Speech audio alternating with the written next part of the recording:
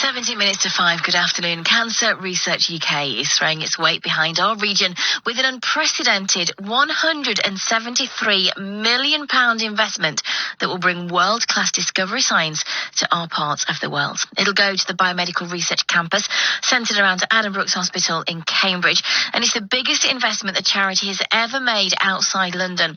It's being seen as an endorsement of the life sciences strategy that universities have been developing with the NHS, one that's already attracted pharmaceutical companies like AstraZeneca and GSK. Tom Fielden's been reporting for us. The applicator with the capsule and string will go into the back of the mouth. I'll release the capsule and string and then take the applicator out. You'll then need to take nice big gulps of water to help get the capsule down.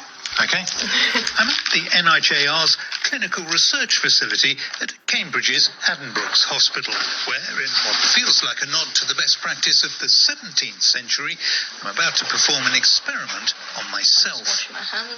But unlike those pioneers of the early scientific method, I have clinical research nurse Manju Sunny on hand to put me through my paces, administering a capsule sponge test for esophageal cancer. You want to take nice big gulps of water. Just concentrate on the swallowing.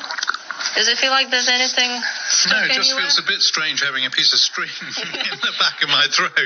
But other than that, it feels fine. So you swallow the capsule with some water and the capsule will dissolve. The capsule sponge test, a pill on a string that dissolves in your stomach, releasing a sponge that can then be drawn back up through your throat, gathering cells from the lining of your esophagus, is the brainchild of Rebecca Fitzgerald, the Professor of Cancer Prevention at Cambridge University and Director of the Early Cancer Institute. And you'll collect cells from the whole length of the esophagus. It's a brilliantly simple, cheap and easy to administer idea that promises to revolutionise the diagnosis of esophageal cancer.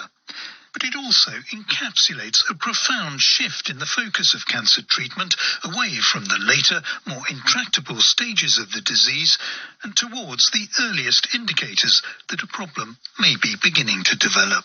This is a really exciting time for improving outcomes for cancer.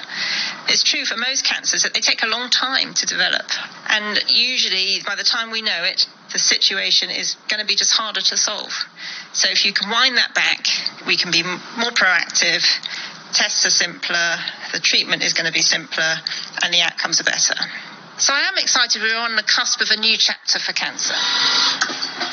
It's the sort of new chapter Cambridge has a habit of writing, from the original discovery of DNA structure in the 1950s through the development of monoclonal antibodies in the 80s, next-generation genome sequencing, and more recently, the development of drugs that target cellular repair mechanisms, so-called PARP inhibitors, like olaparib.